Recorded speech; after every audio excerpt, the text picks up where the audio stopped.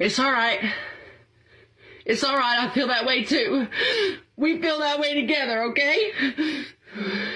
Let it out.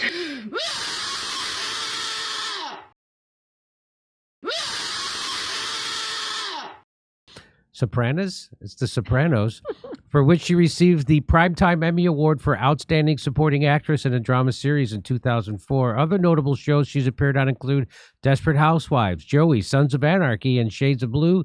Earlier this year, she launched Ultra Free, a streetwear clothing line. Please welcome to the show. Good to see you. Now, Dre, your name is spelled Drea. But it's short for Andrea, but everybody calls me Dre. Oh, everybody just calls you Dre. When people don't really know me, they call me Drea. But if you know me, it's Dre. So now are you 100% Italian? 100%, as far as I know. And what part of Italy do you know? Have you traced back your... I never did that, but my family always said Naples. Oh, really? Okay. Yeah, we're greaseballs. Aha! Are you Italian? Your wife's Italian, right? Everybody thinks she's Italian. She's Italian? Everybody thinks I'm Italian. I'm Mexican. 100% Mexican. Same thing. Come on. Everyone thinks she's from the East Coast. She's not. She's a native Los Angeles. Oh. And is that a word, Los Angeles? Yeah, I think we're neighbors, by the way. We are? It took me 6 minutes to get here. Oh, no kidding. So happy. You live in Studio City? I live up in more Laurel area. Oh, okay. Oh, fantastic. Yeah. I like this area. Shatner lives right down the street. I didn't know you were here. I thought you were I thought you were one of the people that have already migrated out of here. Oh, like to Austin or something like that? Yes. I mean, it's tempting. I like Austin. Joe Rogan's got that great club. Yeah, I actually saw you at Minds Fest. Oh, that's right. At what was the name of that place? I can't remember. I don't remember either. But, it was real. Yeah. The Yes. Vulcan. Oh, that was the Vulcan. Yeah, So that was the old Beautiful, spot. Misha. Yeah. Nice. So you're hanging in, staying in Los Angeles? No. You leaving? We're gonna list it. Oh, and no kidding. I'm in a house just like this, and I've been there almost 25 years. We almost lost the house anyway. We were in foreclosure over the whole mandate thing and all that insane So tell stuff. people what happened. Now you didn't take the jab, No. and that led to not being able to get work, right? Yeah, I mean, look, I'm a 50-year-old actor at the time. It's not like the jobs are just, falling down, but I was still getting offered jobs, and I don't need to have a career. I just need to have enough money to feed my kids. And that's what's always been important to me. After Sopranos, I'm like, I don't give a fuck what I do now. Am I allowed to curse? Yes. Sorry. But anyhow, I had to keep turning things down little by little, job after job. And then once the mandates were dropped, the strike set in. So I was like, man, I'm fucked. Like I'm never gonna work again. And just also the way a lot of people acted at that time, I just didn't even think I ever wanted to go back. So yeah, I was losing my house. We were in foreclosure. I took the forbearances that everybody told you to take. And they kept sending me foreclosure letters. And then I would call the mortgage company and they would say, no, you're not in foreclosure. Take a longer forbearance. And I was like, okay, why not? What is a forbearance? They did this thing where they offered people they would tag the mortgage onto the end of they would tag your payments for that time period onto the end of your mortgage. Oh, okay. So if you skip, they would just put it at the end. Yes. Okay. And they didn't do that. And they didn't. And it wasn't just that. You couldn't even make partial payments. You had to make full payments along with your property tax and all your insurance. And I was coupled with 100 different insurance companies that weren't even protecting my home. So I had to pay this like insane amount of money, and nobody would really help because I didn't get vaccinated, and I was the bad guy, and I just had to wait it out. Now, how did you know what made you not get vaccinated? What? I mean, the first way around it was that I'm a hippie. I don't even take Tylenol. I don't take this. I eat plants. I'm that guy. Like I like my vitamins and only the ones that are sourced the way I want them sourced. And all of that sort of stuff. Even though my kids are fully vaccinated, I wasn't an anti-vaxxer. I really don't want to vaccinate my kids, but my ex wanted them vaccinated, and I was like, all right, what could go wrong? Yeah. But with this one, I think I just really had this real witchy. I just kept thinking about 9/11, and I couldn't get it out of my head because even though I was on board with kill Osama bin Laden and like all of this crazy stuff when we first watched those towers go down, I just couldn't help but feel like the call was coming from inside the house. Right. And I don't know. I had weird feelings about COVID the whole time. My daughter even came to me before the schools shut down. This is weird. Sorry if this is weird. But she was like, Mama, I had a dream that all the teachers were carrying all their boxes out of the schools and taking all their stuff. And I was like, okay, well, that's a weird dream. And then 2 weeks later, it was real. And I was like, holy shit. And I knew there'd be a vaccination to follow it. I just knew it. I knew they were going to throw the problem out there. They were going to offer the solution. I directed a music video back in 2010, my ex-boyfriend's album, The Father of My Kids, called Black Ribbons. Stephen King narrates it. And it's all about the Bush administration. And I was always sort of just anti-government, a non-voter. I thought that it was all bullshit and orchestrated in theater, you know. So when we made that album, and I was like, I want to really direct this video. Can I do this video with you? So we did this one video, and my daughter stars in it. She's one, and it's about mass vaccinations and how the gas mask is a couture in the summer of rage. And FEMA's building mass graves, and you and I, they'll vaccinate. I don't watch Alex Jones, but I heard he uses it on his show. Wow. Yeah, it's freaky, and the album's freaky, and Stephen King narrates it. It's a pirated radio station on the last night before martial law, the last night before the New World Order, and it's just this. It's he wanted to help write some of it. Shooter wrote most of it, my ex, and then, you know, and it was a crazy experience. I don't know how. I think we just had that Eisenhower speech stuck in our heads. And beware the undue influence of the military-industrial complex, that speech? Yeah. And that was basically, it was the Bush administration. Everybody was frustrated. We were not political. I'm still not political, strangely enough. I feel like it was more about humanity even then, and now we're in the same administration, I feel like. I mean, I didn't know that when I voted for Biden. Sorry, if I voted for Biden. It's the only time I ever voted. Because I had Trump derangement syndrome. But that album is amazing. And I remember sitting in my house, and I posted the video while we were all in lockdown, and it got taken down immediately. And they said it was because we didn't own the rights to the music. So I called Shooter. I go, yo, do you own the rights? You own the rights to this music. You got it back. He goes, of course I own the rights. But it was taken down, I'm sure, for many other reasons.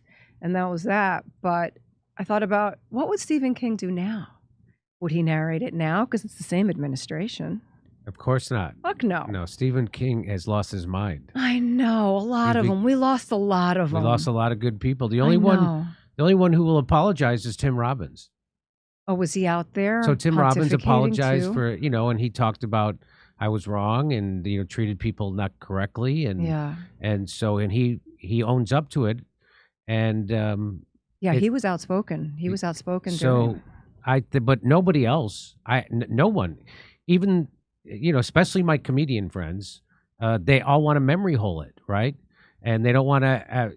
To me, the greatest sin that they committed was they shamed people, their audiences, for trying to get informed. And they would say, tell me you're not going to do your own research.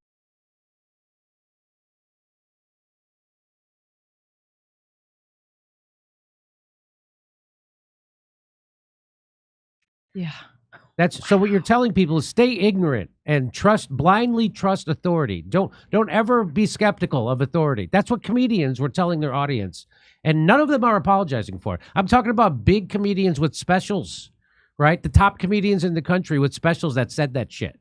Oh, and I remember. None of them will apologize. But I feel like you guys kind of led the way for acceptance in some ways. Because first of all, comedy can always thrive under no matter how awful the president is, you guys can take shots at everything.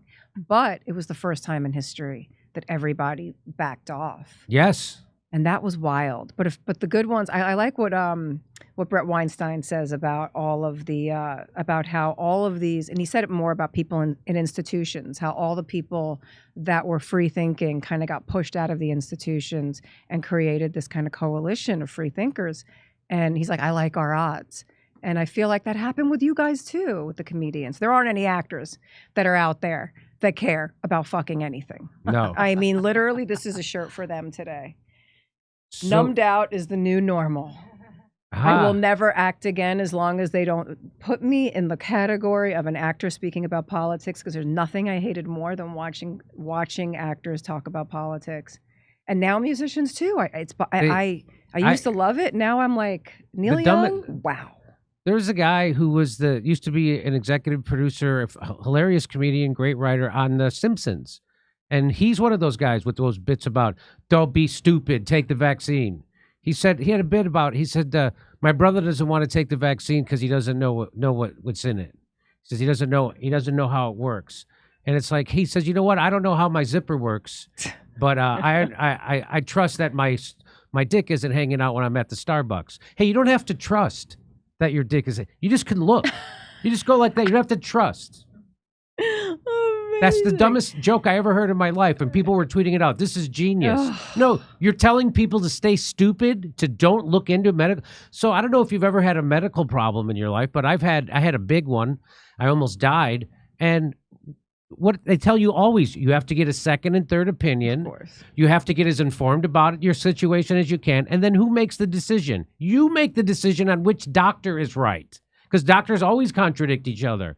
This idea to shut up and just listen to the man on the TV. Yeah. It gets me worked up to think about it today. It's the mafia. It's Fauci. You have to listen. He's Tony Soprano. Don't fuck around. That's right. That's right. Little tiny Tony Soprano. So did you lose? So when you decided not to take the vaccine, did your agent, your manager find out about it, and how did they react? Eventually, the agent dropped me.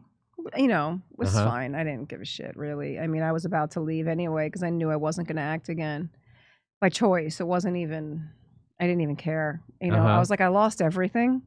What else do I have to lose at this point? As long as you don't take my children, I'm good. Take my house. Take fucking everything. But leave me and my kids and leave their minds alone. That's all I care about. Leave their minds, their lungs, their hearts alone. So yeah, my manager was cool, but it's just been, I just don't feel the same about anything anymore. It was a real, I never felt the same after 9/11. I felt like that was the end of our freedom. I'm sure that started back when JFK was assassinated, but for me as a young girl watching those towers fall right in front of me in New York, I look at that Freedom Tower, they call it, and I always say to the kids, no, kids, that's the anti-Freedom Tower. Yes. I don't like that building. I don't like looking at it. I was in it recently to go do something at Vanity Fair, and it was a ghost town. There's nothing in the building. Really? It was very weird and ominous and strange feeling to walk through there. I'd never been down to Ground Zero, but I was down in that. Well, I hope it doesn't catch fire and fall into its own footprint. You know how steel buildings do all the time, right? Of course. I mean, I'm sorry, they never did it before, never did it since. But 3 times it happened in one day. Isn't that amazing? It is out of control. All of it. Everything. And you know something? And as a comedian, I think to myself, you can't even write this shit anymore. It's so unbelievable when I when I was watching the debate, I'm like, what the fuck is going on here? How? But I guess once you see it, you can't unsee it. But I think about all these fellow liberals, because I still consider myself a liberal. Like, I haven't changed. Everything else around me changed. That's exactly right. So yeah. if you stayed consistent, they're now going to call you a right winger, right? I'm a Nazi. I'm not just a right winger. Yeah, I'm a Nazi. Right. They want to know where my swastikas are on the merch. Yeah. I'm like, but these are for you guys. So you guys are anti-nukes. You guys are anti-censorship. Where are you right now? They're supposed to be anti-war. The liberals are supposed to be anti-war, anti-Pentagon, anti-censorship, pro-bodily autonomy, pro-choice. They don't ever say that anymore, pro-choice. So they switch. They became authoritarians and fascists. They're all pro-war. They're all for censorship, which is the hallmark of every dictator and every fascist. Yeah. They're for that. They're against bodily autonomy. They wanted to force you to take an experimental medical treatment. I mean, they completely flipped all their values. Yeah. And now they're in bed with Dick Cheney. That's my favorite. As they're pushing a war with Russia, a nuclear power. It took Trump at the debate to bring up, he's got nuclear weapons. What are you guys, crazy? But what is your opinion on Putin endorsing Kamala? I'm curious. Do you think it's mind control or reverse psychology, or do you think he really firmly is standing with that story, or do you think because they were about to do a whole new Russia disinformation thing, so he was kind of helping out? I can't figure it out. Everything is so obvious to me nebulous. that Kamala Harris is the chosen and preferred candidate of the deep state, the CIA, the Pentagon, the State Department, the military-industrial complex, and Wall Street, right? She was chosen first in 2019 to be their candidate. I thought it was going to be Newsom for sure. Yeah. No, she's it. They can do imperialism and more wars with, just like Barack Obama, right? If you're a person of color, especially a woman, oh my God, right? So now if you criticize her, you're a racist and a sexist. But Barack Obama, you know, he was supposed to be a departure from Bush. He wasn't. He took us from 2 wars to 7. He dropped more bombs than George Bush, and nobody noticed. And I said, if you're anti-war, it would be better for a Republican to get elected, because at least Democrats will protest a Republican sometimes when they start a war.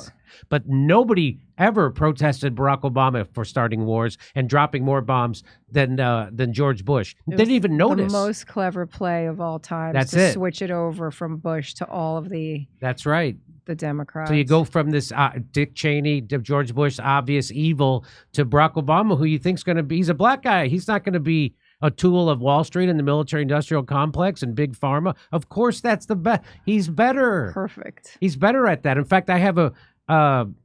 Well, you know what? Let me show you. Let's go to Steph for a second, and I'll be right back. Okay, here we go. Steph for a second. We got coming to our shows. Check out jimmydore.com. You'll find us on tour. And let's see what else I have here. There was I read that one from Bad Fang. There was a cellular failure. Got it. Stand by. Here's another one. Okay. My favorite role by Drea is in the film Pray for Rock and Roll. Still curious about Joan Jett's role. All right, back to Jimmy. So as we were just talking about, a lot of black leaders have made the point that we're making, that the Democrats are not the lesser of two evils. They always say, oh, they're the lesser of two evils. Well, here's a Jama Baraka. He rejects the lesser evil of Hillary Clinton and the Democrats. So that's back from what year is this? 2016, right? So he was he ran as the Jill Stein's running mate. Here's Black Agenda Report. Margaret Kimberly. Biden is the greater and less effective evil. So that's from November of 2023. Here is Glenn Ford. This is from 2021. They reprinted it. Why Barack Obama is the more effective evil. An evil you cannot see is not the lesser evil. It is a more effective one. He goes on, let me say from the very beginning that we at Black Agenda Report do not think that Barack Obama is the lesser evil. He is the more effective evil. He has been more effective in evil doing than Bush in terms of protecting the citadels of corporate power and advancing the imperial agenda. He has put both Wall Street and U.S. imperial power on new and more aggressive tracks, just as he hired himself out to do. No matter how much evil Barack Obama actually accomplishes during his presidency, people who call themselves leftists insist on dubbing him the lesser evil. Not only is Obama not given proper credit for out-eviling George Bush domestically and internationally, but the first black president is awarded positive grades for his intentions versus the presumed intentions of Republicans. As the author says, this is psychobabble, not analysis. No real left would engage in it. He has been more effective in evil doing. We read that part. That was always Wall Street's expectation of Obama and his promise to them. That's why they gave him far more money in 2008 than they gave to John McCain. They were buying Obama's futures on the electoral political market, and they made out like bandits. They invested in Obama to protect them from harm as a hedge against the risk of systemic disaster caused by their own predations. And it was a good bet, a good deal. It paid out in tens of trillions of dollars. If you believe that what Wall Street does is evil, then Obama's service to Wall Street is evil, and there is nothing lesser about it. He goes on. It's a great article. Everybody should check it out by Glenn Ford over at the Black Agenda Report. He wrote it in 2021. I think that's when he wrote it. So would you would agree with that, right? That if the people who vote Democrat pat themselves on the back thinking they're voting for the lesser of two evil. I've made this point since Bill Clinton that Bill Clinton was not the lesser of two evil between him and George Herbert Walker Bush or Bob Dole, because Bill Clinton was able to do evil that they wouldn't allow George Herbert Walker. For instance, NAFTA. George Herbert Walker Bush tried to pass NAFTA, and he couldn't because the Blue Dog Democrats sided with their unions and stopped him. Well, when Bill Clinton got elected, he gave cover to those Blue Dog Democrats so they can now vote against the unions and implement NAFTA, which cut the legs out from underneath unions for ever since in this country. So then he went on to explode the prison population with the crime bill as he gutted welfare. He had a secret deal to privatize Social Security with Newt Gingrich, but thank God that he got that blowjob from Monica Lewinsky, which is what stopped. That actually is what stopped it. And then he deregulated Wall Street, repealed Glass-Steagall, which crashed our economy in the next. So do you have anything to say you'd like to add about this? I mean, this for me right now, watching anything Obama related is a lesson for me, because as most Democrats do, we go to sleep. When there's a Democrat in office, good night, everything's safe, we're fine, and we're a bunch of fucking idiots because none of us knew what was going on. And that is, my daughter said to me, please vote for Biden, it's the lesser of two evils. And then she later on taught me that everything we were thinking at that time was wrong.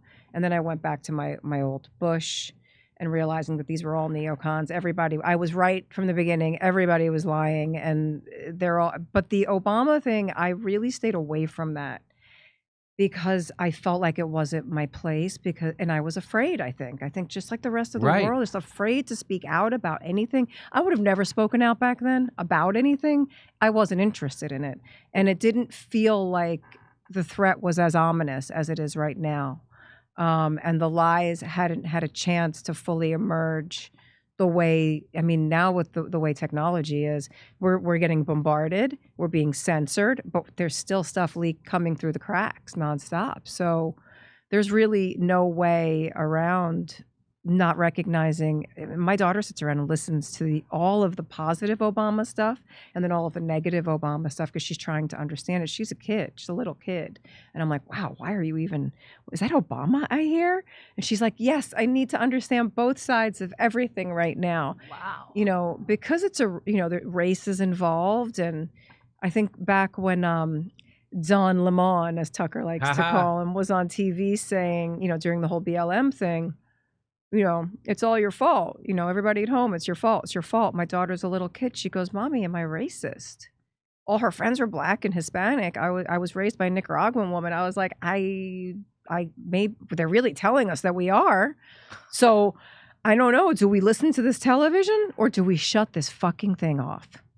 And we shut it off. And that was it. We went down every rabbit hole and figured everything out. And we were like, okay. We have a better sense of where we're at now than we ever have. And we're living in really dangerous times. Well, that's why they've clamped down. They've ramped up the censorship, and they've clamped down on independent news. And it all started in 2017.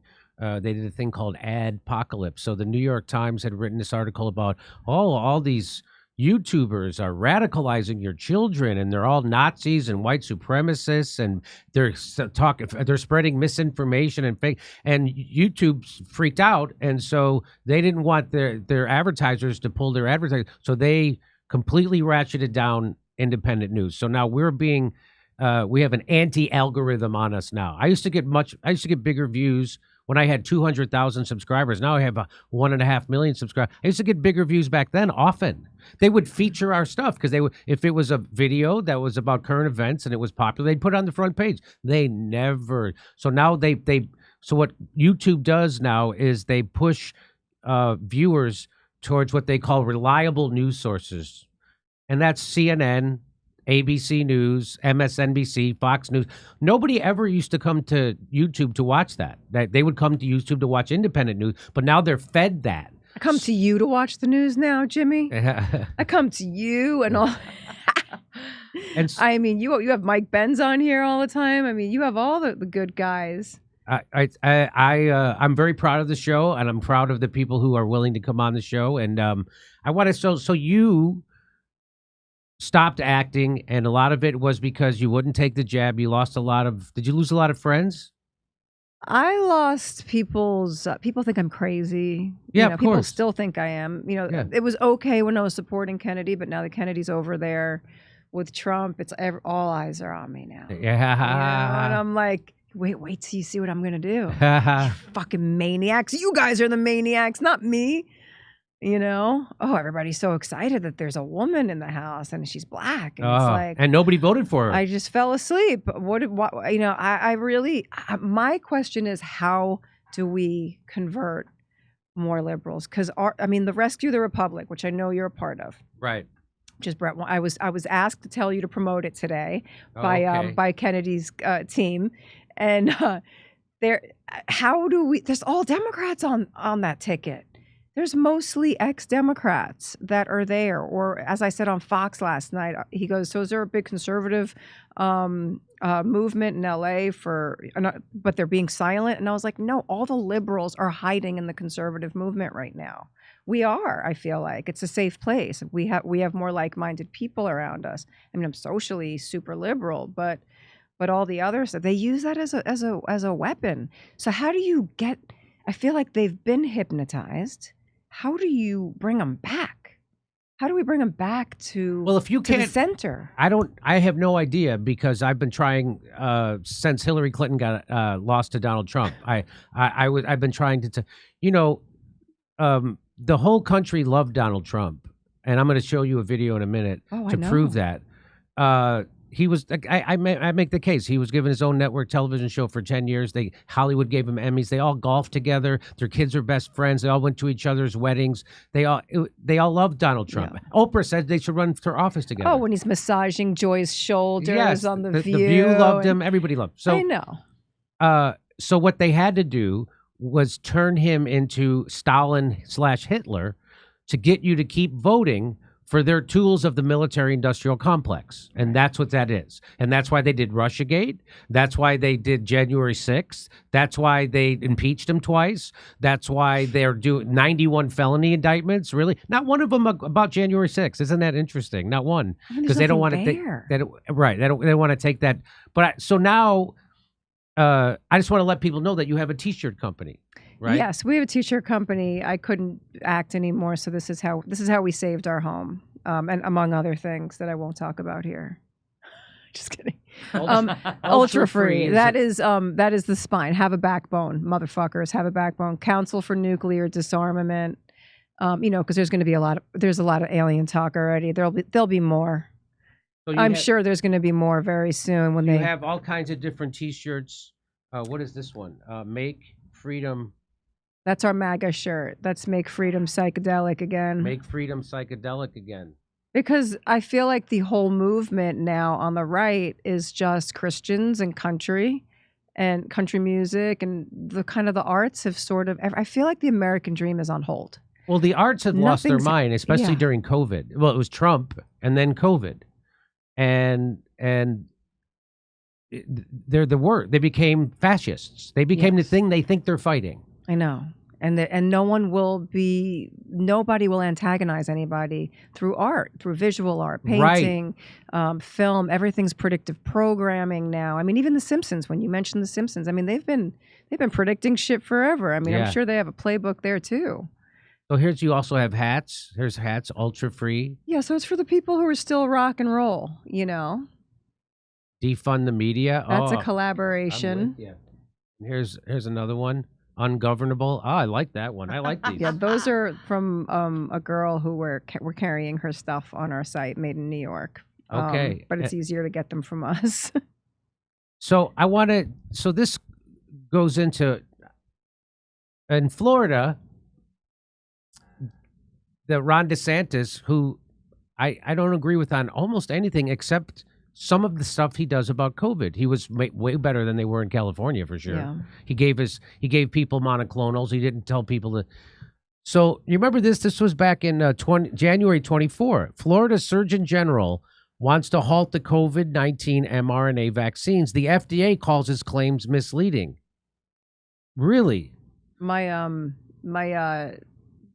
one of my family members is there with her baby, and they pretty much called everyone but child services in to give that baby the vaccine Oh in my Florida. God, you're kidding. Yeah. Wow. Oh, that's And and the baby was born at 1 pound. So I was like, come on. oh my God. I mean, and the FDA, as we now know, is just a publicity wing of the pharmaceutical industry. Of course. That's so now here, this is from today, September 13th. Florida advises against use of mRNA COVID vaccine heading into the fall and winter. So they've been demonizing this guy, Yeah. and he's been right about everything. I'll just let you know. So this is what he says. The Florida Department of Health this week advised against using the mRNA COVID-19 vaccines heading into the fall and winter, typically a season with an uptick in respiratory illnesses.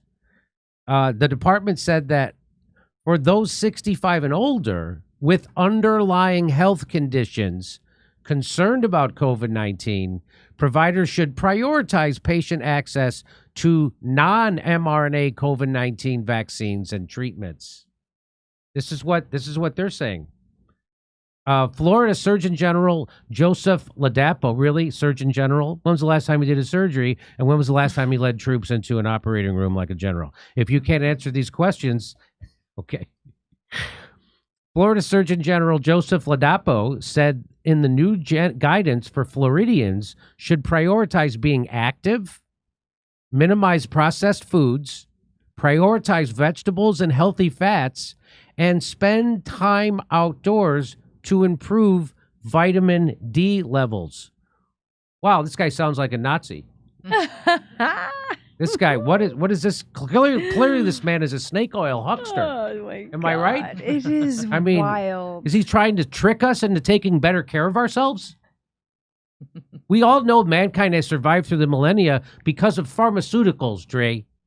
It makes me wild, the whole thing. I mean, there's in nature, there's a plant right here that's going to kill you, and right next to it, there's a plant that's going to heal you. I mean, the body is an amazing. I'm not saying that we should never ever touch pharmaceuticals, but the push, and this was just an orchestrated demolition of the American people. Of the American people and our economy. There's nothing else. There's nothing more to it. I mean, it really is like out of a fucking movie where we are the guardians of the galaxy right now, but we don't have superpowers, and they sort of in their crazy, wicked minds believe they do. Well, let me just remind people that despite the approval, meaning the FDA has approved the boosters and the vaccines for this fall, so they're super safe and effective, and everybody should get them. They're fantastic, and I take 8 or 9 of them for breakfast. Kurt and I always eat them for breakfast. So just so you know, the FDA, this guy's wrong. The FDA is right. Despite the approval, the Florida Health Department expressed concern over the lack of clinical trial data specific to newly approved COVID-19 boosters. Who needs? Remember when they wanted to hide the clinical trial data for the Whatever happened to those pages? 75 years they wanted to. But they put a few out. They put a couple of pages out. Then what happened? I don't know what happened to the WHO treaty. All these things sort of are kind of. I have an update for you on the WHO treaty. I'm clueless right now. But they don't need it when they have the Patriot Act ready to go if they want to destroy everything at some point. So the new vaccines, this one for this fall, they say target an Omicron variant, which is currently responsible for a limited number of infections, the department said, and are not designed to protect against the dominant strain of COVID-19 in the U.S., which accounts for roughly 37% of the cases. State officials also said there is a limited data on whether these boosters provide meaningful protection. So attorneys for the Omicron variant are taking the pharmaceutical companies to court over the shot, isolating them and not the other variations, claiming prejudice focus. Anyway, so it's just, well, I got 2 more slides. The statement raised additional concerns over the federal government's decision not to require manufacturers to demonstrate the booster's effectiveness in preventing hospitalization or death. Florida also warned of safety risks, including the potential of prolonged circulation of mRNA, and spike protein, potential increased risk of respiratory infections, autoimmune diseases after vaccination, and heart disease. Really? The department, this is the last slide. The department advised providers to discuss these concerns with patients, including for those over 65 or with underlying health conditions. Florida has now long advised against the use of mRNA COVID-19 vaccines and boosters. Early on, the state came out against their usage on young people, particularly young males, over concerns of potential heart side effects. And the new shot will be focusing on the Omicron variant and stupid people. But again, I have to say that Oh my God. those are super fantastic. So that's just what the Florida guy is saying. I'm allowed to report that because that's an official government agency, the Surgeon General of Florida. So you're allowed to report that on YouTube because that's official. But I still have to let you know that the FDA says the boosters, they've been approved and they're super safe and effective. So don't listen to that guy. Well, that's how you stay on YouTube right there. That's how you do it. That's how you do it. You got to provide context. Amazing. Yeah. Amazing. We're going to be Brazil in 5 minutes. So, yeah, no doubt. We already are. But same people are running Brazil are running the United States. Oh, I know. I remember when that coup happened. It was, I can't remember when it was, but I remember it being scrubbed off of YouTube. I was watching it religiously. I was like, because I love Bolsonaro in the pandemic, that he went to New York and they wouldn't let him in without his barcode. And he stood outside a restaurant and he's like, fuck it, I'll smoke out here. Oh, really? And he just stood outside and smoked while his people were inside eating. That is a story I heard. I don't know if it was true. I don't remember that. I don't. I saw it on the Spanish news. Oh, no kidding? Yeah. I was because Okay. the Spanish news, I mean, you know, Do you speak they Spanish? got the bochinche going. They got the real bochinche. Yeah, I was raised by Nicaraguan ladies, so that was my first language. Oh. So we get a lot of they break stories way before we get them. I feel like, especially when it comes to the gossip and all that sort of stuff. Definitely gossip. Right? Yeah. But some of the gossip is, especially the psychics and stuff. They're the most fun because I never believe that shit. But these psychics lately, I'm like, this is not Walter Mercado. This is like a whole other world. And these guys, they've predicted shit that's really happening. Which psychics are you speaking This, of? all on the Spanish stations. Oh, no kidding? Yes, it's so ridiculous. Again, I'm always like, whatever. But then I'm like, holy shit, it actually happened. They were right. But yeah, the whole Brazil thing, I was watching that happen as it was happening. And then lately I was reading about how there is actual paperwork that I think I could be misspeaking, but that shows that we were helping them with their censorship. Oh, of course. That they needed lessons in how to censor properly. Yes. They took it a lot farther. But I was watching all these doctors that were putting all these videos out on Rumble that were pleading and crying for help to get the word out in America. But now it's just, wow. I mean, if it's not for like Schellenberger, who's out there just fighting the good fight for them, I feel like, but nobody in America cares. Numbed out is the new normal. Half these kids don't care. You think those Swifties care about what's happening in Brazil? How the fuck could Taylor Swift not be screaming about all the censorship, not be screaming about what Israel's doing in Palestine? She did nothing. Just like, oh no, Kamala, she's a black woman, so that's great. I'm all on board. Like, what? You're But not all of like, these why are you celebrities- protesting shit? That's what All of musicians are supposed to be doing. But that's the thing. Do you think, because I mean, if you were that high up, I would think, and I said this last night on the news, and it was probably not the right thing to say, especially on a shareholder, with all those shareholders involved. But you're that high up. You don't have a little bit of intel? Like, I'm this low down and I have intel. Like, where are you getting your information from? I would be embarrassed to endorse or say anything about anybody without having, without being 100% or at least 99% sure that I'm doing the right thing. So I'm thinking, like with Clooney and De Niro, like when De Niro went to the courthouse, To me, it felt like he was acting. I was like, that's the worst performance he's ever fucking given. And now there's like paisans for Kamala. I'm like, first of all, Italians are always conservative. So what the fuck is this wave of Italians? And a lot of them are my friends, you know? So I'm like, Tony Soprano would not endorse this. No fucking way in hell.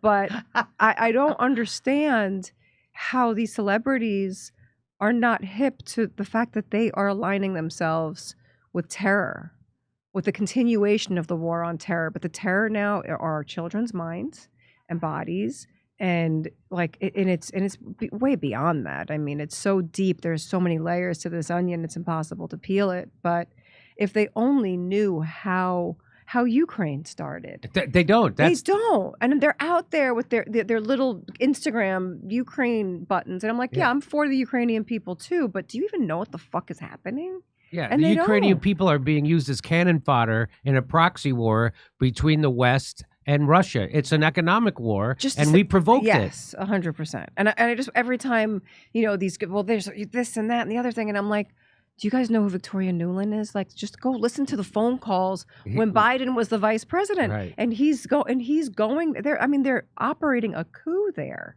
And there's Nazis all over the place. You're calling me a fucking Nazi while you guys support the Nazis? I'm like, I don't understand what's going on. Jon Stewart hung a medal on a legit Nazi at Disney World, and he'll never answer for it, and he'll never go anywhere where they'll ask him about it. The better one is Sean Penn. Yeah. In Ukraine with his fucking Oscar. Yeah. I wanted to shove that thing so far up his fucking ass. I can't tell you. I'm sorry. Great actor, fantastic, but you guys have all fucking lost me now. He's a tool of the CIA, and they think like the movies, like the CIA are the good guys. The CIA guys are this. They're the strong. They're the muscle for the economic hitmen of the United States. Wait, are you saying that you think Sean Penn is the CIA or Zelensky? Which one? No, I'm saying they're both. Oh, yeah. I mean the El Chapo thing. I mean, if you mind your own fucking business, or somebody has some serious shit on you, and this is the game you decided to play for them. I mean, I can't figure it out.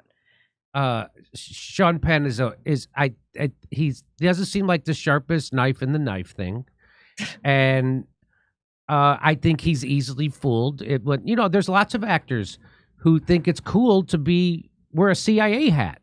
They think that like the whole people used to call themselves liberals.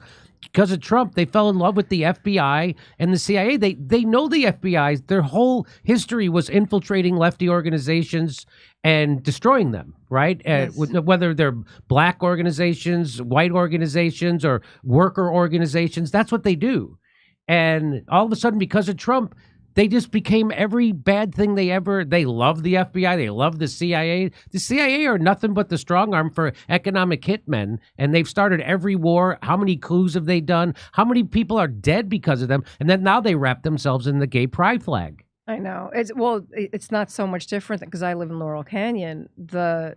It's sad when you know this, but maybe I'm still researching a little bit, but when you know that when you read like David Horowitz's books too, like the whole hippie generation, the possibility of it having been a psyop. So yes. When you go even farther, yes. And everyone that lived in that canyon, from David Crosby to Stephen Stills to Jim Morrison's father at the Gulf of Tonkin. I mean, the stories are endless. Zappa. Yes. I don't understand. And the military base that Jared Leto lives in up there. I'm like, what the fuck is happening up here? And I'm in the middle. My house wouldn't let me go. I tried to sell it and they were like, no, bitch, you're staying right here in the vortex. And my house has all of the Laurel Canyon history to it, with all the people that live there. But wow, no one's told that Laurel Canyon documentary yet. There's Echo in the Canyon. There's Bob Dylan's son doing his version of it.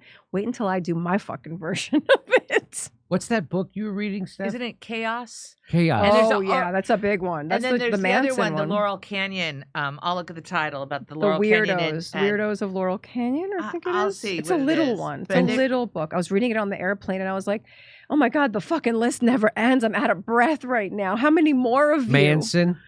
I mean, Manson, that's the CIA book. That's the big red one. But the little one, the Weird Chaos scenes book, inside the canyon. that fucking book.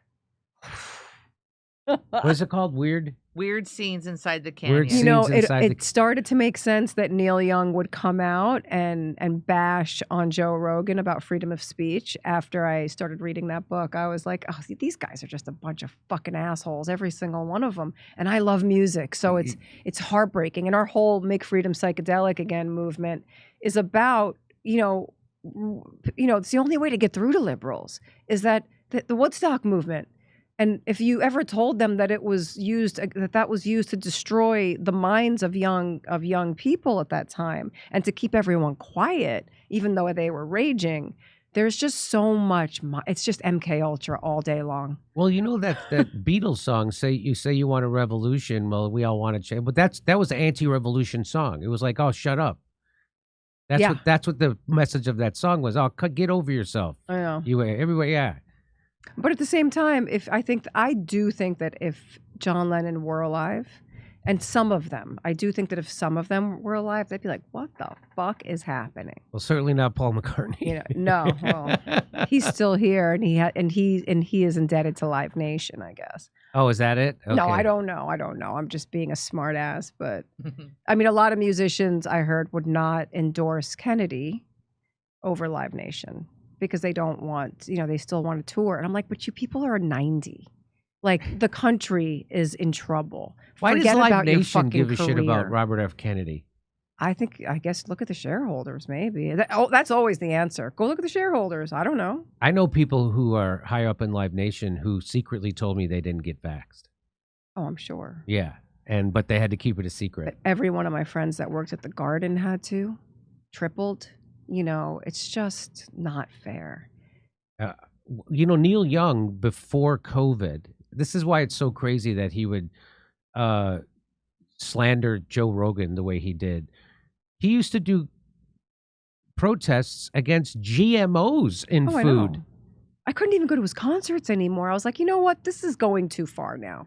Now I want to check out, listen to some music. But the original movement of all their music was wow, and I wasn't alive during those times, but it was beautiful music, and I love it. And music's dead right now too. Like I said earlier, I feel like the American dream is on hold for a lot of people. My boyfriend's in the music industry. We're making shirts. I was an actor. We're just like, what the fuck do we do now? Yeah, I mean, Green Day. Well, I mean, a lot of those bands. I mean, they wrote an anti-Bush album when Shooter wrote the anti-Bush album. My ex, the one that I told you that Stephen King narrated, Shooter got destroyed for it because he had a country music following, and that was the Bush administration. At that time, no one knew that he was the Republican ticket. It's not much different than it is now with the Democrats. They think the Republicans felt like, we got Bush here, he's our Republican, we're good. And now they all look back on that time and they're like, what the fuck? And I feel like that's going to happen again when people wake up. And I look at all my hippie friends and I'm like, wow, you guys are all so rock and roll and you're all a bunch of hippies. But when you find out what you were a part of, I don't know how that's going to sit with you. And I also wonder a lot about, say Trump gets in there with Kennedy and they start opening up all the files, the JFK, the MLK, all of them, with the FBI, the CIA, so all initials, if they start doing that, what would happen in the streets? What would the American people do? Is it too dangerous to open that stuff up and show them what's been done to them, even with COVID? I think that's the only thing that could save this country. I agree, but how irate? Because you need something that will get people in the streets, like what happened in Canada during COVID with the truckers. You need the truckers to come together with farmers. I mean, that's happening in Europe. They won't let me show that on YouTube. They demonetize it if I show it on YouTube. Are you kidding? So they won't show you the slinging shit everywhere? No, they demonetize that stuff. But our farmers are in trouble. Yes, I know. Farmers of course. The biggest owner of farmland in America is Bill Gates. He's the biggest landowner in the country. And Bill China Gates. Now, next to the military bases. I mean, that's whatever. And I've heard some other crazy shit, but I'll keep my mouth shut right now because I want you to stay on YouTube. And people buy the propaganda that Bill Gates is a nice guy who's he's just trying to cure malaria, Jimmy. He's trying to help poor people. Let's talk to them. Yeah, over talk there. to India. And I don't know how they let them back. They let him back in. And that is like how much how much of I don't know. That's a mafia right there, man. And now, speaking of Bill Gates is the #1 funder of the WHO. He does it through the Bill and Melinda Gates Foundation and Gavi, which is another NGO that he started that pushes vaccines. And so the former head of the WHO admitted that we run on donations and we have to do what the people who donate to us say. So that's why Bill Gates is the #1 donor. And so he can tell the WHO what to do. So it's an unelected body that is now going to dictate to everybody over the next pandemic that will probably be manufactured like the last one was. Oh, what was the update on the treaty? So here it is. So you knew it. I don't know it. So just to let people know what the WHO treaty is, Dr. David Martin is here, and he's going to tell you in 2 minutes what it is about. You give an outline to the viewers who might not be aware. Okay, ready? You give an outline to the viewers who might not be aware of it. What this WHO international treaty that's currently being ironed out over at the UN, what is it all about? Well, the key points are that with the support of the financial institutions of the Rockefeller Foundation, the Wellcome Trust, and the Gates Foundation, we're essentially ceding the ability to suspend all civil liberties and all of the rights associated with what we would call the Bill of Rights here in the United States, International Declaration of Human Rights. All of those can be suspended by a capricious determination that there's a public health emergency. And the minute that happens, there are no rights. In a nutshell, that's what the treaty is. And like the PrEP Act was after the anthrax outbreak of 2001, which the U.S. perpetrated on the U.S. so that we could get to the PrEP Act of 2005, the exact same playbook is how we got COVID to get us to this moment, which is to say, terrorize the world, convince them that we need some giant protector state that actually has some sort of supranational ability, and then suspend civil liberties as long as they need to be suspended. And in this particular case, at the whim of funding agencies who have no criminal accountability. So in a nutshell, if you feel good about that, feel good about May. What it does is it allows a board at the World Health Organization to either declare an actual emergency or declare an anticipated emergency. There doesn't have to be any evidence. There is no evidence standard at all. So this is actually worse than what happened in COVID, because they don't even have a standard that says they have to isolate a pathogen. They don't have to isolate anything. What they have to do is simply say, we think that there is a reason to declare an emergency. And as such, we therefore have the ability to suspend travel, to actually penalize member states. There's a very big clause inside of the treaty that actually has penalties on member states for noncompliance. But we have to go back to the formation of the World Health Organization, and a lot of people don't want to go back to 1944 to 1946 when the WHO was set up. Very few people know that they wrote absolute immunity from all criminal prosecution into their charter. The only organization self-appointed with no external authority ever granted to have the ability to write themselves out of all forms of criminal prosecution in perpetuity. That's right in the charter of the World Health Organization. And that right, which was actually negotiated by the Wellcome Trust and the Rockefeller Foundation, they are the ones that paid for it. They're the ones that put Renee Sand up as the first director. They're the ones that actually put all of these pieces in place. Give them the ability to act with impunity on citizens, regardless of your compliance or absence of compliance with any of the nation-state decisions around the World Health Organization. Every American citizen traveling abroad has no rights. They can be subject to any crime for which there can be no criminal prosecution. So if you feel good about that, yeah, there's probably a way we can actually soft pedal this thing. But the problem is, like we had with anthrax to get to the PrEP Act, like we've had with COVID to get to the World Health Organization treaty, these things are set up to be terror campaigns to modify the public's willingness to give up their liberties. So that's what the WHO treaty is. And if you want to look into, you should research the anthrax attacks back from 2001 and where that anthrax actually came from. And it'll blow your mind, because that's what he's talking about there. And he's saying they used those anthrax attacks to get the PrEP Act. So now here's the update on the WHO treaty. This is Representative Tom Tiffany, and he introduced a bill. He says that the Biden-Harris administration wants to outsource our public health system to the WHO, the World Health Organization. Thankfully, the House just passed the September 11th, his bill to stop that. House Resolution 1425 requires any WHO pandemic treaty to go through the Senate for consent. So that just passed, and here it is. House Resolution 1425, no WHO Pandemic Preparedness Treaty without Senate Approval Act. Now it's got to go to the Senate, and it's got to make it, this bill has to make it through the Senate, and then it has to be signed by President Biden. Will they? So here's my favorite lawyer who's on the ball on this stuff. He says Congress shouldn't have to pass a law to assert its constitutional powers to approve treaties. But here is what the House just passed. So now it's up to the Senate to pass it and for Biden to sign it. So that's the update that just happened. I thought it was with the Senate already. I thought that's what we were waiting on, but I didn't realize they just pushed that through on September 11th. Nice day for it, too. So nice day. So this is where we are. Wow. Well, they don't have that much time.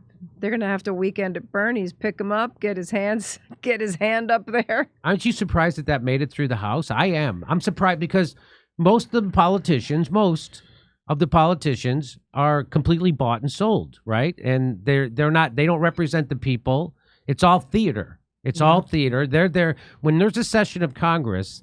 If you think that those people are in there and in a session of Congress trying to do the bidding of workers or students or the elderly or sick people or black people, they're doing the bidding of the donor class that put them there. That's why everybody goes bankrupt when they get seriously ill. That's why people are in debt up to their teeth when they have to want to go to college. That's why there's homeless people under every bridge. That's why we send hundreds of billions of dollars to Ukraine to fight a proxy war that the people of Ukraine don't want and the people of Russia don't want. But how much ball do you think Trump plays? I'm not in his last. Well, I guess in the last he got sidelined and sideswiped, and I think that he was around a lot of terrible people. But how much ball do you think he plays insofar as being able to keep himself in the public eye? I mean, the fact that he had a platform even on Fox as the antagonist was always, I sat back and watched this whole thing. I'm like, well, why won't they talk about Kennedy at all? He really is the number one threat, I think, in a lot of ways, because he defines everything. Trump will say, drain the swamp. You're going to get the same interview with Trump all the time. But Kennedy's been giving the same interview as well, and he's defined every single moment of what needs to happen in order to drain that swamp. So Dream Team, of course, but how the fuck does he get to play ball on Fox News is my question. How they allow him to be the antagonist. I mean, I know they have to. I mean, if they're that orchestrated and it's that tight, all of these institutions, I just wonder how he gets to. So, they obviously tried to kill Trump, right? I made this. I was talking with Chris Hedges on his show the other day, and he says he has no hope. And I said, well, I can't go around with no hope. Right. Because then I'll just get too depressed. So the hope that I have is that someone is trying to kill Donald Trump. Somewhere he is a thorn in the side of the deep state. Because he had the crazy idea that the president should control the military and the CIA. Right. And they haven't done that since Kennedy. And look at what happened just think about that. Every president since Kennedy has not controlled the military, has not controlled the CIA. And how do I know this? So you remember back in 2016 when Trump became president and he was criticizing the deep state, saying they want more war, we got to get them under control. And Chuck Schumer, the leading Democrat in the Senate, went on Rachel Maddow and said, for a guy who thinks he's smart, he's being really dumb to criticize the CIA. And Rachel Maddow says, why? He says, because they've got 6 ways to Sunday to mess with you back. So what he revealed was that the CIA doesn't work for the president. And if they don't work for the president, and the president should be afraid of the CIA, well, who do they work for? Yeah. And that should have been Rachel Maddow's follow-up question. But of course, she didn't ask that question because she worked for the same people the CIA worked for, which is the military-industrial complex and a handful of billionaires who own a handful of corporations. As Mike Benz point out, go look at the Atlantic Council. Who's all the people on the Atlantic Council? Who's all the donors? That's who's running the things. That's the blob. That's the deep state. And I think it goes even deeper. And I won't even go in because that's just getting way too in the weeds. But I would love to hear Mike Benz talk about all that stuff too. Yeah, I wish that I talked to him for like an hour and a half, and that wasn't enough time. I can't wait to bring him back on. To talk about these, the WEF has these new cities that they're building. Oh, the 15-minute cities. Yeah. I was just thinking about that before you said it. That's so weird because that was another thing that's been slightly abandoned. That was like at the forefront of all the underground news, and now it's kind of been quiet, but I guess the election's taken over everything. But the 15-minute cities, I was just explaining it to my housekeeper. I was like, not good. And I Not have good. friends that are endorsing this in New York City, and I'm like, you're out of your fucking mind. And so that's my hope. My hope is that since they did Russiagate, they didn't Russiagate Joe Biden. In fact, the CIA came out and lied for Joe Biden, said that the Hunter laptop was Russian disinformation, and so they definitely have a favorite. The CIA definitely has a favorite, and it ain't Trump. So, and then they tried to kill him, and then the FBI did January 6th, and then they tried to kill him. So that gives me a sliver of hope. I have to have some hope because Right. Just like I pointed out that at Glenn Ford, Margaret Kimberly, Jama Baraka, the Democrats are the greater evil. This idea that they're the lesser. Barack Obama dropped more bombs than George Bush. Barack Obama kicked 5.1 million families, not people, out of their homes while he made sure the bankers got their bonuses, and no one said a peep. So they are the greater evil. The left goes to sleep when a Democrat is the president. 100%. I'm guilty. And so, yeah, me too. Guilty. So that's my hope. My hope is that if they're trying to kill Trump, that when Bobby, and here's the real hope is that when Bobby Kennedy gave that speech at that Trump rally in Arizona, he's up there talking about traditional Democrat lefty ideas. We're gonna get the corruption out of the captured regulatory agencies, the FDA, the CDC. We're gonna fight big agri. We're gonna clean up the water. We're gonna get the poison out of our food system. We're gonna fight childhood obesity. And everybody's cheering. Those are Republican voters, a stadium full of them cheering. So whether you think Trump is sincere about doing what Bobby says or not, at least that stadium full of people, we can all work with them. And Yeah. this idea that the left and the right hate each other is manufactured through the media, and we have to realize we have more in common that divides us. Of course, 100%. And that's that's the message I want to get out to all my fellow liberals. And it's hard because, even if I were to if I were to launch another podcast or do something, I'm going to be stuck still talking to the same people that are in our group at this point. Like, we're all kind of talking to each other. We're not capturing a new audience. And the thing that is troubling me every day is, how do we get those kids? And I know we can't flip everybody and we can't wake everyone up, but there are people that are close to the edge of it, and how do we bring them over to the truth? And because I don't think that that dream team and that Justice League in the office like that they're not going to be able to stop this huge avalanche coming down alone. I think it's going to take the entire country and maybe even the rest of the world to say, fuck this, we're not going to take this anymore, and help them, I often point to Christian Smalls, who is a black guy who organized the first Amazon union on Staten Island with Trump voters. And, I try to impress upon Cornel West when he was on my show that, when you lead with white supremacy and your trans rights, that is the backwards way to go at trying to organize people. They're using them as pawns. They're using them as pawns. You know. And the way you do it, you don't go, hey, who's there's a gun nut? You're out. Who here is not for LGBTQ? You're out. Who here? That's not who's left. Now we're organized. That's not how it goes. Yeah. You go, hey, you organize around a single issue. And here's the one thing that just happened. So they're doing lawfare against Donald Trump. And so they have 91 felonies against Donald Trump. And this is to try to make him not be able to run for president again. They thought if they made him a felon that he wouldn't be able to run for president. The same thing they did to Bolsonaro in Brazil, right? And they also did their own version of January 6th in Brazil. Exactly. People don't know that in the United States. I just found it out. When they banned Twitter in Brazil, I looked into it. I found out that they made it illegal for Bolsonaro to run for president again because they said he did his own version of January 6th.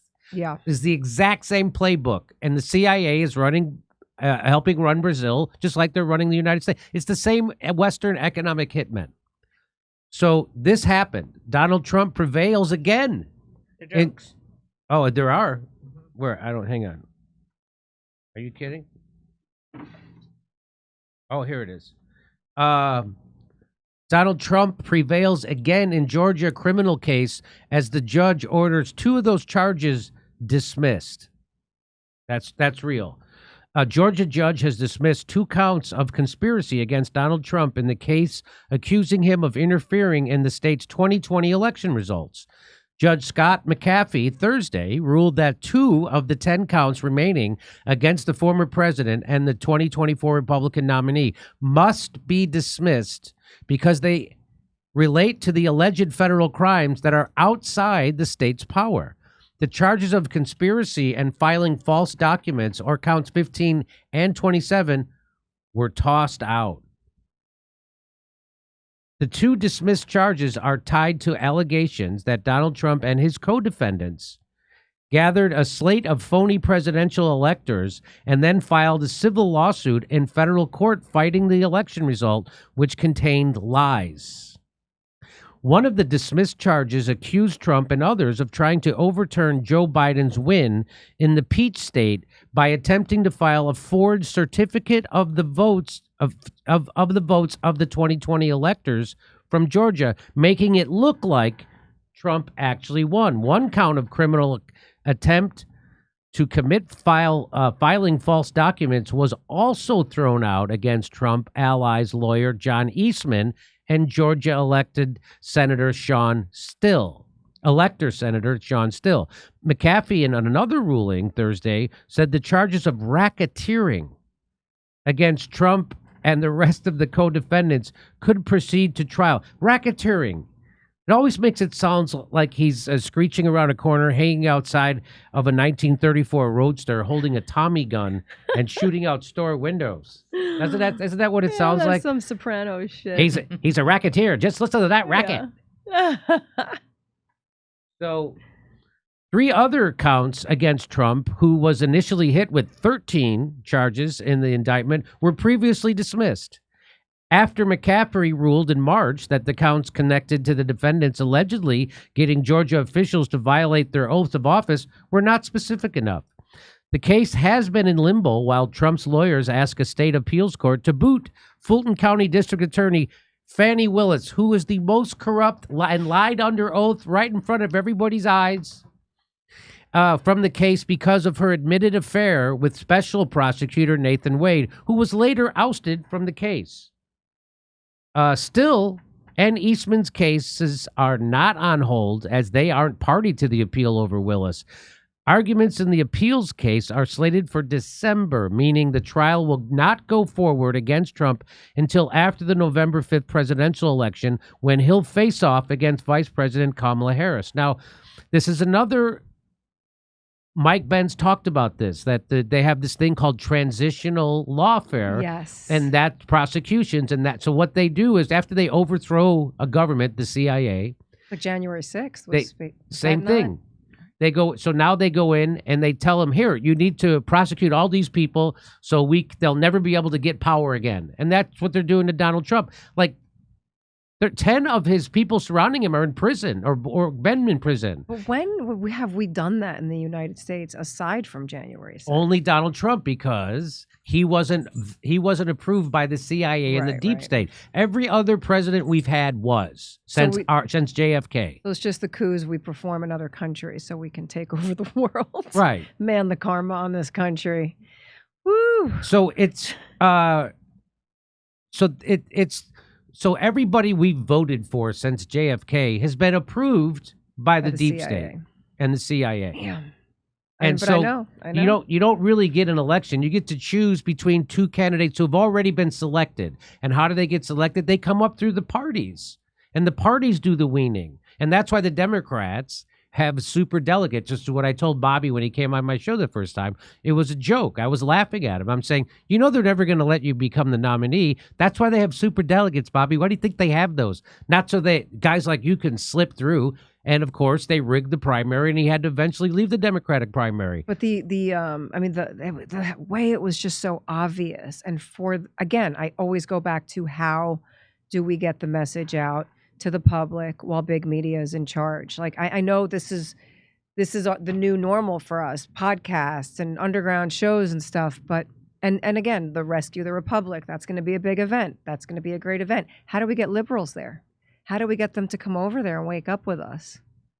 How do we save the damn country? How do we get the kids on board? I still have, when I go out and do my live shows, I still have lots of lefties who show up to the shows. I have lots of people who are hippies, and they say, what happened to the left? They all became authoritarian. They're all for censorship. But those are the ones that are awake. We need the ones that are still sleeping. Yeah. We got to poke them and get them up, and we have to find a way to do it.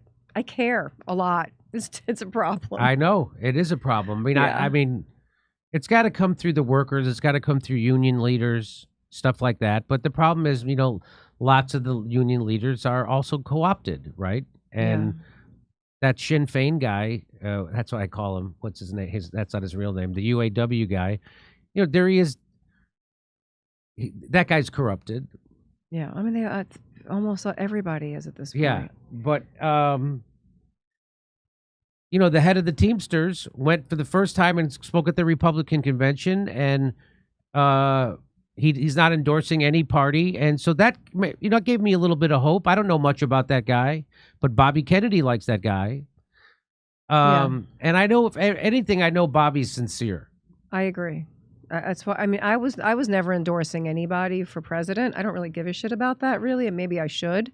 But I really just wanted America to hear his voice. So I was doing anything they asked me to do just to get his voice out there so they can make an informed decision instead of just, a vanity vote for, just being, the virtue signaling of it all. Stay blue no matter who, just not doing your homework, trusting all the people that are voting blue. And it's like, wait a minute.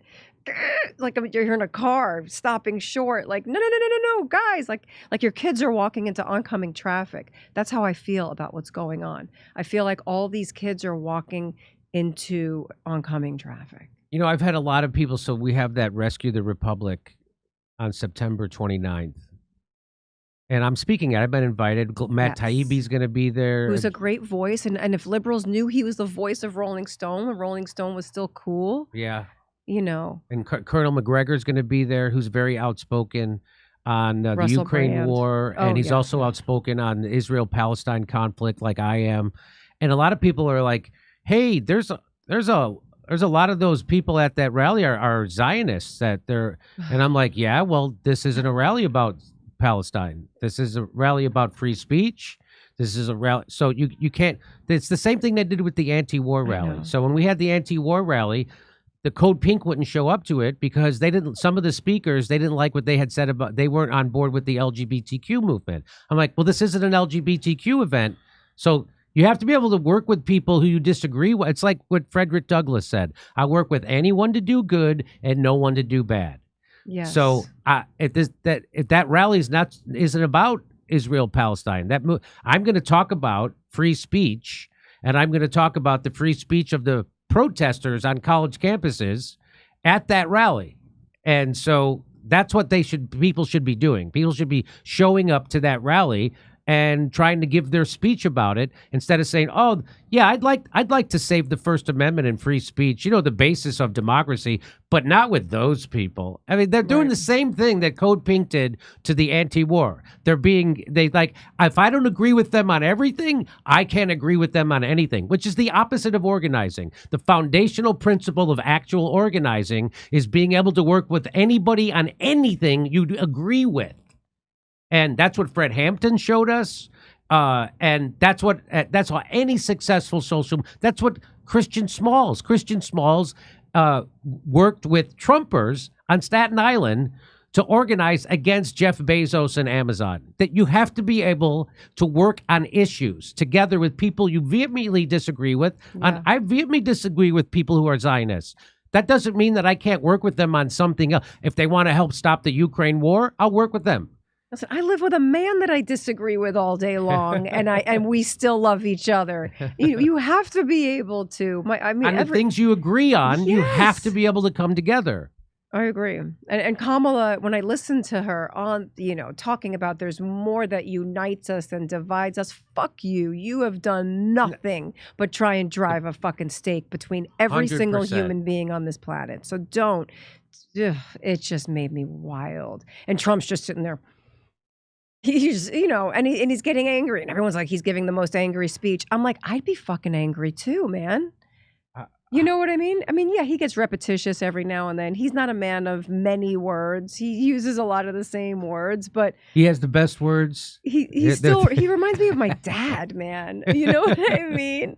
And he still has a personal relationship to people when he goes out. I mean, when he shows up to, I don't know, Ohio, Palestine, when the train derailed, nobody else was showing up there. And here he is putting his arm around people and she's out there saying he doesn't care about the people. He only cares about himself. I'm like, really? Because I haven't seen this guy really do. I mean, he might pat himself on the back sometimes, but that's it.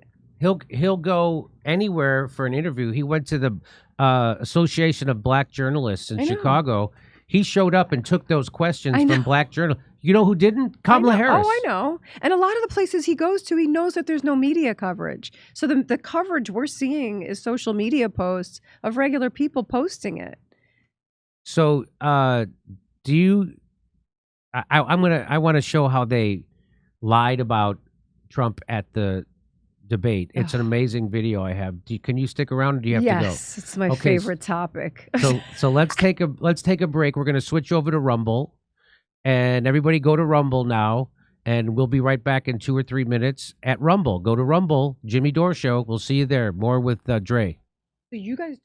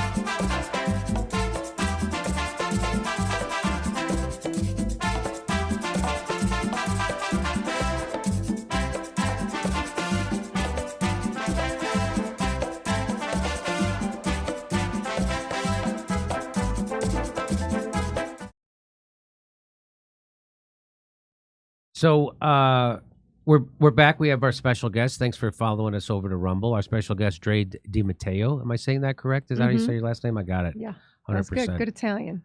And I love Italy. We went to Lake Como last year for the first time. It is so wonderful. I'm sure all my friends are there. My brother is there right now. I'm dying to go. Oh, have you ever been? I haven't been in years. Oh, years. I can't believe I didn't go back this year. I don't know what, because this got away from me because of this election.